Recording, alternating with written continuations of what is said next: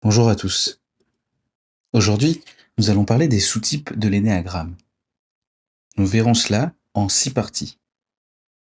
1. Comprendre la théorie des sous-types. 2. Les instincts fondamentaux. 3. Le sous-type survie. 4. Le sous-type social. 5. Le sous-type tête-à-tête. 6. Le sous-type réprimé. Première partie. Comprendre la théorie des sous-types. Une extension majeure de l'énéagramme. C'est un apport les plus importants de l'énéagramme moderne, notamment grâce aux travaux de Claudio Naranjo. Là où la première approche de l'énéagramme présentait 9 profils, l'intégration de la dimension instinctive permet de comprendre que chaque profil peut se décliner en 3 variantes bien distinctes selon l'instinct dominant. Une racine biologique et évolutive. Les instincts ne sont pas des constructions sociales ou psychologiques au sens strict. Ils sont hérités de notre évolution biologique. Comme l'explique Naranjo dans Caractère et névrose en 1994, ils correspondent à 3 priorités fondamentales que tout être humain doit gérer pour survivre et s'épanouir. Premièrement, se protéger et assurer sa survie physique. Deuxièmement, trouver sa place et coopérer avec les autres. Troisièmement, transmettre la vie et entrer dans une intensité relationnelle. Ces 3 dimensions, survie, sociale, tête-à-tête, sont présentes en chacun de nous. Mais, par une combinaison de facteurs personnels, familiaux et culturels, un instinct devient dominant, façonnant nos comportements, nos choix et même nos réactions automatiques. La notion de dominance et de déséquilibre. On peut voir ces 3 instincts comme 3 curseurs. Chez la plupart des personnes, un curseur est placé très haut, l'instinct dominant, un autre à un niveau intermédiaire, l'instinct secondaire, et le troisième plus bas, l'instinct réprimé. Ce déséquilibre crée une priorité de perception, c'est-à-dire que nous filtrons le monde d'abord à travers notre instinct dominant.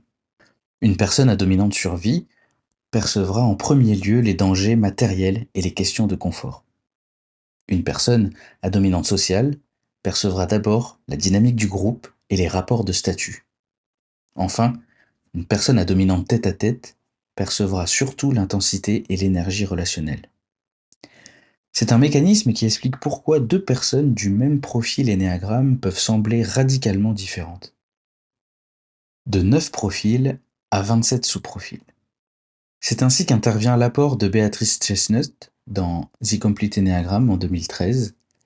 Elle montre que l'intégration des instincts transforme l'énéagramme en une cartographie beaucoup plus fine. En effet, on passe de 9 profils avec 3 instincts, c'est égal à 27 sous-profils. Et cela change tout. Un profil 6 survie pourrait vivre dans la vigilance matérielle, multipliant assurance, précaution et routine sécurisante. Un profil 6 social pourrait vivre dans la loyauté au groupe, respectant et contestant l'autorité collective. Un profil 6 tête-à-tête pourrait vivre dans la recherche d'un lien fusionnel, parfois passionné et ou conflictuel. De la même manière, un profil 4 survie pourrait sembler discret et tourné vers son confort intérieur, tandis qu'un 4 tête-à-tête peut paraître extraverti, intense, porté vers le drame et la passion. Ainsi, les sous-types offrent une explication subtile à ces différences qui, autrement, pourraient sembler contradictoires. Une clé pour comprendre nos priorités inconscientes.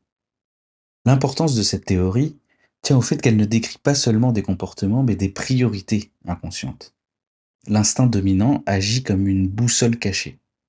Il influence nos décisions quotidiennes, nos relations, nos peurs et nos désirs, souvent sans que nous en ayons conscience.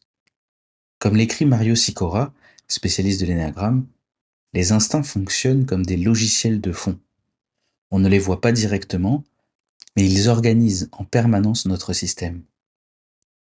En somme, comprendre les sous-types, c'est passer d'une typologie en 9 dominantes à une cartographie de 27 nuances. C'est mieux comprendre nos priorités inconscientes Et c'est reconnaître que beaucoup de nos conflits intérieurs et relationnels ne viennent pas seulement de notre profil, mais aussi de l'instinct qui domine ou qui est réprimé. Deuxième partie. Les instincts fondamentaux, une racine biologique. L'instinct de survie va être focalisé sur la sécurité matérielle et physique. Les priorités seront la nourriture, le logement, la santé, le confort, la prévoyance. Et les questions implicites, est-ce que je suis en sécurité? Est-ce que j'ai ce qu'il me faut pour vivre? L'instinct social, orienté vers l'apparence et le statut au sein du groupe. Les priorités sont les liens, la hiérarchie, la contribution, la reconnaissance sociale. Et les questions implicites, suis-je accepté? Quelle est ma place parmi les autres? L'instinct tête-à-tête, centré sur l'intensité et la recherche d'énergie vitale. Les priorités sont l'intimité, l'attraction, la créativité, l'intensité émotionnelle. Et les questions implicites, où se trouve l'intensité? Qu'est-ce qui me fait vibrer? Troisième partie, le sous-type survie. La préoccupation centrale, la sécurité matérielle et physique. Les forces sont la prévoyance, la fiabilité, un sens concret.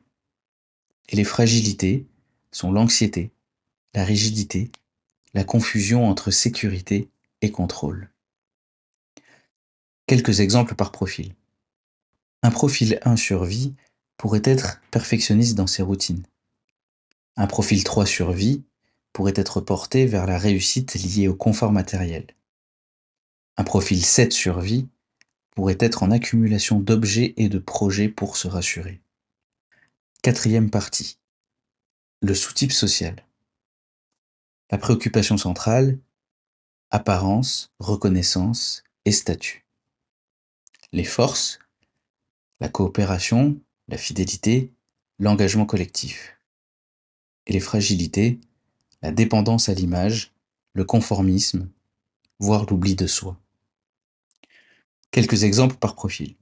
Un profil 2 social pourrait chercher à être indispensable. Un profil 6 social pourrait être vigilant, respectueux des règles. Un profil 8 social pourrait être protecteur, parfois autoritaire. Cinquième partie, le sous-type tête-à-tête. La préoccupation centrale, intensité et fusion.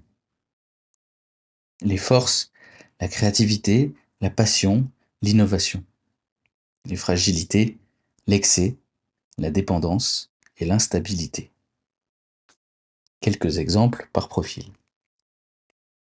Un profil 4 tête-à-tête pourrait être en quête d'authenticité dramatique. Un profil 5 tête-à-tête pourrait être passionné par une obsession. Un profil 9 tête-à-tête pourrait rechercher une fusion au détriment de soi. Sixième partie, l'importance de l'instinct réprimé. L'instinct le moins développé est une zone aveugle. Réprimer le social donne une difficulté d'appartenance. Réprimer le tête-à-tête donne une vie tiède, un manque de créativité. Réprimer le survie amène à une fragilité matérielle ou santé négligée.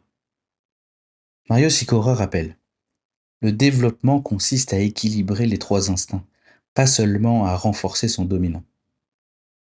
Conclusion. Les sous-types instinctifs révèlent une dimension essentielle de la cartographie de personnalité. Ils expliquent pourquoi deux personnes du même profil vivent des réalités différentes. Ils montrent aussi que le travail sur soi passe par un équilibre des instincts. Dans un prochain épisode, nous parlerons des blessures d'attachement dans le couple, pour voir comment elles influencent nos liens intimes et comment l'énéagramme peut aider à sécuriser la relation. Merci pour votre écoute.